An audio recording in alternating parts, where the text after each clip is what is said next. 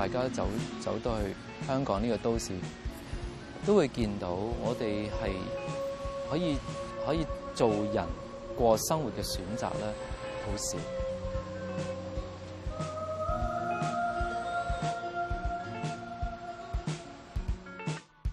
假如聽我嘅歌嘅人，因此而獲得一啲嘅力量，令到佢覺得係個世界可以唔一樣，我可以唔一樣，就算我唔一樣，咁又點啊？嘅時候咧，我覺得個世界就係寬容多咗，個世界就係大咗。周耀輝，香港詞壇著名走另類路線嘅詞人，呢條不一樣嘅路，人跡罕至，但佢一直堅持信步向前。我第一次真真正正感覺到我同文字嘅交往，甚至乎係搏鬥咧，就係喺小學嘅時候。喺小學嘅時候咧，我哋咪有啲嗰啲作業咧，就係會有100格啊，10乘10咁樣啦。然後咧，你睇個圖，就要跟住嗰個圖咧，就要寫一個100個字嘅古仔，包埋標點符號咁。咁我每一次做呢個作業嘅時候咧，其實我都好開心嘅做得，因為我覺得100個字啫嘛，我一定鬥得掂呢一幅圖，我一定鬥得掂呢一啲嘅文字。我到依家我仍然覺得我係同文字搏鬥緊。咁但係呢個搏鬥咧，有陣時會似跳舞多啲啦，有陣時候會似拍拖多啲啦。但係我一路以嚟咧，中文都係唔好嘅。大學畢業之後第一份工咧就係喺政府做嘢嘅，咁啊需要咧用中文同埋英文同時發稿喺政府新聞處入邊。我發覺我寫英文稿嘅時候咧，好快寫起，但係中文好耐咧我都鬥唔得掂。於是我就下定苦心，就一定咧要睇翻好多嘅中文書，特別係小説。幾年後，我發覺我嘅中文睇怕都應該去到一個地步，我係可以試下用中文去做個創作，咁就開始咗寫歌詞。可能係啊，即係原來我係100個字嘅啫。由細到大，其實我都係覺得100個字咧，差不多係我可以做嘅嘢嚟嘅。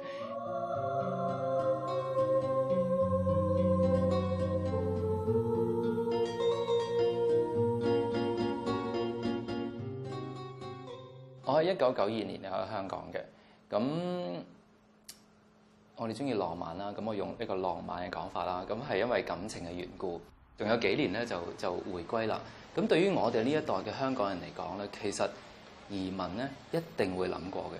再加上我喺92年嘅時候咧，我係做嘅3份工，一份咧喺報館入邊做編輯，跟住咧喺電台入邊做1-2個節目，跟住寫歌詞。我覺得生活唔應該係咁。翻嚟香港之後，碰到我一啲細一代嘅屋企人開始做嘢，我發覺點解佢哋咁忙到我哋一家人食飯，明明已經係就到咧係夜晚8點半都要遲到，因為咧老闆唔放人。我覺得我哋嘅生活係唔應該係咁嘅，而我會繼續喺我自己嘅創作入邊去發呢個問題咯。如果我哋能夠一日只係做一件事，係幾咁美好咧？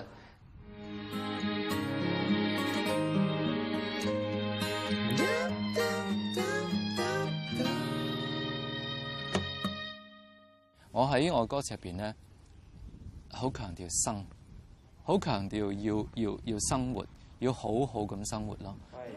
點樣啊？我哋腐乳撈麵都幾好食喎！台灣有個朋友攞俾我。我呢一世人其實一路落嚟都有呢一種嘅彩數啦。我身邊陸陸續續出現咗一啲人，無論我講幾咁千奇百怪嘅嘢，佢哋都會樂意聽。然後我感覺到佢哋明白我講嘅係乜嘢，因此我又覺得，就算幾咁千奇百怪都好啦，佢都有啲勝利嘅成分喺度。其實即係呢啲好朋友，佢哋嘅明白令我更加能夠繼續去千奇百怪，亦都令我更加有呢一種嘅膽量去誠實面對我自己嘅千奇百怪。我知道周圍嘅世界、周圍嘅人冇必要對我好，但係我可以點樣好好咁過我自己嘅生活咧？我覺得一個人咁樣去走咧係好艱難嘅，而能夠揾到一啲我覺得佢會明白我，佢會接受我自己嘅誠實嘅人，大家就可以一齊咁樣行落去。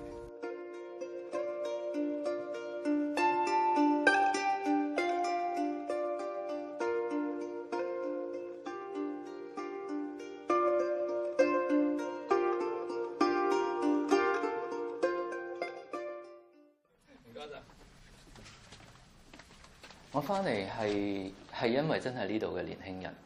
我依家喺浸會大學嘅人文及創作系入邊教書啦。今年我已經係踏入咗第3年嘅教書。我發覺我唔捨得呢班後生仔。我覺得同佢哋嘅相處帶俾我自己好多嘅希望。佢哋係真係會講緊理想。佢哋真係會想繼續咧，用佢哋嘅氣力咧，去塑造自己嘅未來。我用盡我一切嘅氣力去影響佢哋。我希望佢會成就到佢自己一啲嘅嘢，而唔係隨波逐流。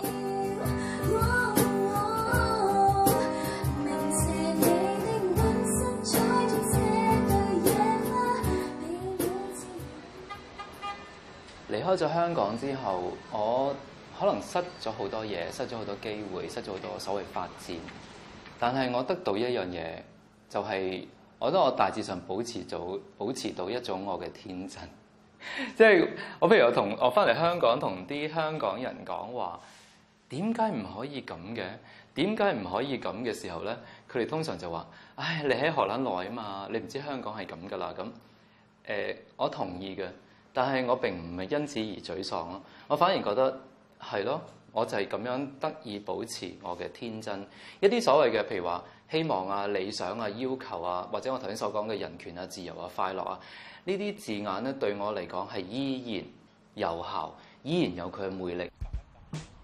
如果我諗翻我由1989年發表我第一份詞作，到依家已經20幾年啦。即係我覺得我依然都會寫落去，因為佢接觸到特別係年輕一代。咁我覺得我哋嗰代嘅人依家我哋已經安排咗我哋嘅生活啦。我哋或者大致上我哋嘅時間都已經過得七七八八啦。但係我好希望依家仲喺度諗緊自己生活會係點嘅年輕人，佢會諗我跟住落去我嘅生活係咪就俾人哋安排咧？係咪有另外一啲嘅選擇？